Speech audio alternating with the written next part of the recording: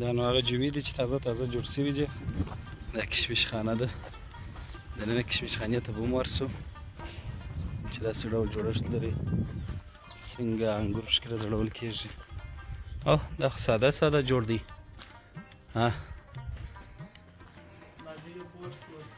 چې څنګه راځړوي دا به اوس د یو ملګري څه وپوښتو. دا ارغنده او ترویه الوچې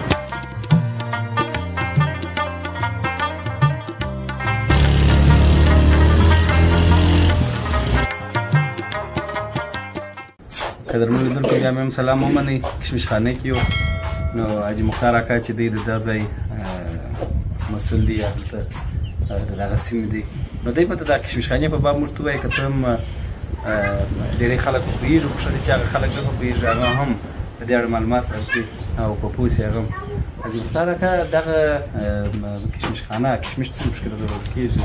څنګه داسې جوړ دی لکه یوه خونه؟ حاجي صاحب کشمش خانه داسې ده چې په دې مابین کې موږ داسې تناوونه وراچوو. ښه په دې تناوه کې چې واچو بیا پر د تناوه باندې موږ کشمش د سرې د دې لپاره ورکړي چې هوا پکې لایي. حاجي صاحب مختار پرون نو بیا کشمش که سیمان ونه ځړي یا تناوونه نه پکې وځړي نو خو نه پکې کېږي.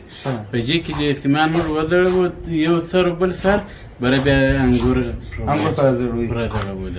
یعنې دغه سره دا شروع کېږي بره داسې ځي در وځي داسې د هغه سره څه شروع کېږي بیا د راتپایه پورې بیا دلته لاندې موږ فرش ورته هواروو چې بره بیا وچېږي. وچېږي بیا راشو کېږي بره نه هغه میده میده یې رژوو که نه موږ یې خپله رارژوو چې وچ شي بیا موږ یې رژوو خپله ښه نو دلته خو دا ځای چې جوړ شوی نو بیا هم سمېت کښېنستلی دی. نو هغه پخوانۍ کشمش خانې چې بیا خو د خټو جوړ وي نه هغه ښې کشمش خانې دي او که نه دا ښې دي؟ هغه خو بیا په دې یو خاطر ښه دي چې هغه ډېر ژر کشمش وچوي. دا دي بیا د پنکو په زور وچوي. ښه هغه یې به ژر وچوي نه هغه یې په لرګي باندې کېږي. هغه سرې پښې کېدی چې میده میده سریان یې بیا د سرې په د لرګیان اغوندي بیا دغه کوي وچوي.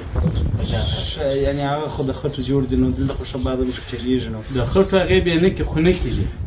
ښه خنکوالي په خاطر دا چې اوبه وچې په دغه خونه کې دي که یو بل څه نه به دا بیا ګرمه ده دا چې بیا پکې پکې چالانده شي بیا دغه کوي وچي یې ژر وچي. بیا چې په کاکوس داسې اوبه واچوي نو د خټو یا هغسې نه کوي داسې به داسې یخ هوا نه کوي یا یخ خو دونې تاثیر نه لري. دا چې پنکې موږ دلته پکې راوځړوو شپږ اووه پنکې پکې راوځړو بره بیا کار کوي. ښه قدرمنو دوستانو بیا هم زموږ سره واوسئ. زموږ میله دوام لري، ممکن نور ځایونه هم تاسو ته ښکاره کړو. زموږ ملګري به هم بحث کوي، ملګري به خبرې هم کوي او مجلس به هم درته تیاروو او تاسو به وینئ. بخیر.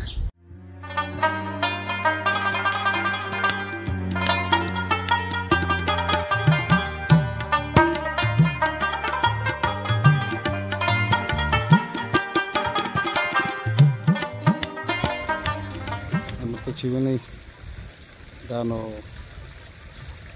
کشمش خانه ده. هغه اوسنۍ کشمش خانې چې جوړېږي هغه داسې جوړېږي. پخوانۍ کشمش خانې چې وي هغه د خټو څخه جوړې وي نو دا اوس د خښتو څخه جوړېږي. سمې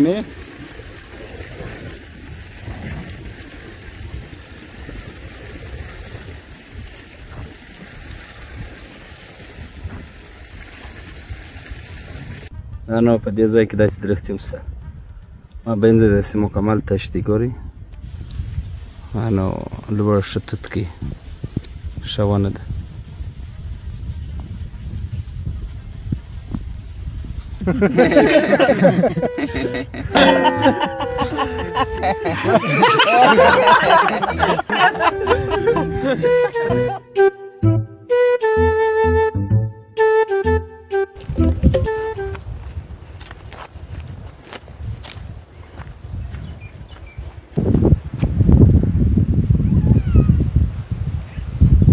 بیا مېلمانه راغلي دي. ری په خدای دغه جان بیا راغلی بیا به څه بدال جوړ سي. سلام علیکم. وعلیکم سلام. ټول ستړي مه سئ، په خیر په خیر. راواوړه هغه جانه جې خواته راسه. دا خواته درسمه. راس هلک چې پلار دی. راځه هغه جانه په خیر راسې. هغه ځای سم جې خوا کښېنه ته کښېنه، زه دلته دغه مېلمه سره کښېنم. خدای مو ژوندي لره ځوانانو. احمد عجبه ښه ښه ځوانان درته راغلي دي. ول هغه جانه دا منډ بلان چې د جمعې ورځ د راغلي چې پوښتنه راباندې کوي الله دې وزونه ورکړي. یاره سړی خو پیسهداره خلک احمد راغواړي. دا ورته ګوره ګرده مسکینان دي تا بتره وروره ګرده ستا په ډوډۍ باندې خپل نسان ګټ کړي دي. درته وګوره دغه ځوان ته بل ته وګوره. څه کاجي ستا په دا 3 کاله نه ورته راغلي نن رالو ته بیا پیغوره وایي ته خبرې مه کوه. ته بل ته وګوره هغه بل نس وګوره. ته وایي ستا ډوډۍ خوړل ده چې صاحب نن راغلي چې تا نور بخیل دی دلته بازار چیزي مه کوه. ته یې وارې ځان ته وګوره د ده نس تپسې وګوره.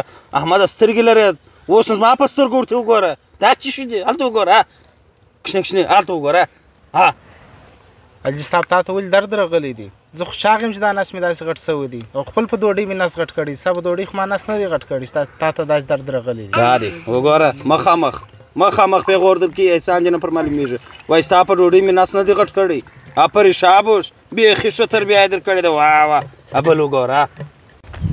لالا دا چې چای مې راوړه نور چای درته راوړم. یا ته ودرېږه هغه جان غلی دی بر زه وروسته غږ در کوم. هغه جان مې څه وخت راغلی اوس چې راغلی ولې زما راتګ بلنه باید راواچول شي. زه هلکه شیدې راوړم که دغه چای بس ده. لاړ شه وایم هغه جان غلی دی. ځه ولاړ شه شیدې نه غواړې. شیدې څه کوي؟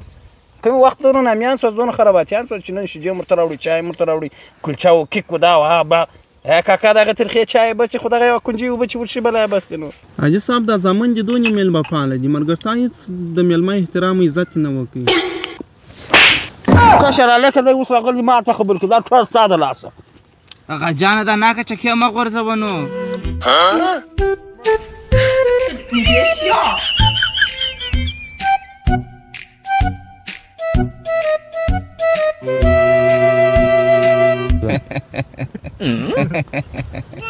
یوارې خو دې پلار ووالم اوس بیا راباندې خاندې بېعزتي مې که د دې دپاره دې راغوښتی وم.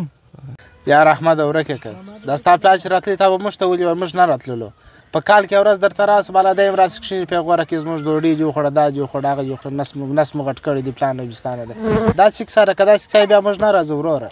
وای احمده یاره دا اوس تا موږ جې ته راغوښتي وو.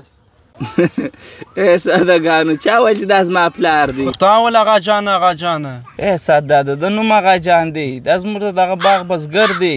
دا خو نو چې دا زما مېلمانه راسي دی کله ناکله راسي دا زما په مېلمنو باندې یو څه ګپه ما په وکړي بېرته ولاړ سي. نه دی داسې خامه بدوي. دا څنګه به افغان دی چې راسي پر هر چا مقصد یې کوي. زه ورځم ادرس یې پیدا کوم راځئ څوک راسره ځئ. ته کښېنه وروره ته کښېنه زما درته الله طبیعت ورته خراب دي. دا چای وڅښه پلمېټ وخوره بره په دواړو ورځو چای وڅښه ترموز راواړوه لکه. قدرمنو لیدونکو ورځ تېره شوله ملګرو خوبونه مو وکړله ځینو یوازې د خوب وکړي. نو بس اوس نو دا د بانډار سره ښکلېږي میله سره ختموو د خیره بس نور د ښارو خواته ځو. نو صمیمي صاحب لیدونکو ته څه وینا لرې د ملګرو سره څه پوښتې؟ یا خورایه مه وروره ته چاکلیټ مایک نه سره پېژنې؟ و دا تور دی ما چول کاوه ده. بس نو هغه میلک چې نه وینې پشکې لګېږي. درنو لیدونکو ساعت مو تېر سو او د دویم کور ودان عبدالغني خان دغسې مختار احمد او دا بل نوم یې لا هېر سو غمی جان و غمی ارماني. ښه غمی ارماني د دې کور ودان. نو بالا د خیر مازدیګري دی موږ به هم ولاړ سو. دا دی قریشي صاحب باندې هم کمره راوګرځوم. السلام علیکم. ما ته نه اخوته وګوره. ستړي مه سئ څنګه یاست ګرانو لیدونکو خدای دې وکړي چې ورځ مو در دا ماله په خیره رسولي. نو راغلي یو ارغنده ولسوالۍ ته دا خو ما ټول وویله ورته د خپرونې وروستۍ زه هم دې ورته معرفي کوم. دا زما ګرانښت دی بیخي صحیح دی. دغه ګرانو انډیوالانو ته راغلي وو غمي ارماني و باغچې ته رالو نو د دې مو میله در سره کړل ډوډۍ مو غرمه د دې وخوړله او تر څنګ یې بس الوچه مو وخوړله او وګرځېدلو شاوخوا. الوچه خوند درکړه؟ الوچه حاجي صاحب وخوړله ډېره. اورئ که ته ما نه ده خوړلې دا څنګه مسخره کوي دوستان ټول الوچه ما نه ده خوړلې زما زوی مو خوړله اوس هم په جیب کې ده. اوس هم په جیب کې ده الوچه کوم زوی الوچه راوکش الوچه راوکش زوی الوچه کمه ده بس نو چیرې بونګیس په دا وخت کې نو غني خان محترم هغه دی دا مو چپاولې ورته نیولې دي ښه غني خان لیدونکو ته څه وینا لرې؟ ټول ته سلامونه وایم ډېر خوشحاله شو چې تاسو رالاست دلته غمیا ارماني ځای ته باغچې ته نو ډېر ساعت مو سره چیر شو جمعه ورځ ما د دې چیرې کړله نو بله مازدیګر دی وایي موږ ځو موږ هم یو څه کار لرو خامخا جمعه ورځ ښه ژوندي دي اس قدرمنو لیدونکو زموږ نننۍ خپرونه پر دې ځای پای ته نه رسو ځکه قریشي بغل ته ناست دي د بلا دې هرڅم ښه قریشي صاحب څنګه وه میله لږ خوندوره وه پرتوبیات یې برابره وه نه وه ډېره زیاته مننه حاجي صاحب واقعا چې په ډېر وخت مې دونه ساعت نه و تېر شوی ماشاءالله لکه نن چې الوچه مو بیا چې تازه میوه وه د شش کال نو ډېره مو وخوړله او خوند یې وکړي نو ارماني صاحب یې کور ودان د مختار صاحب چې راله دلته راسره کښېنستله واقعا ډېر ساعت مو تېر شو نو خدای دې د دې غم نه راکړي ښه ستا نوم څه شي دی قاسم خانه زما نوم څه نوم څه معنی قدرمنو لیدونکو دا و نننۍ زموږ د میلې خپرونه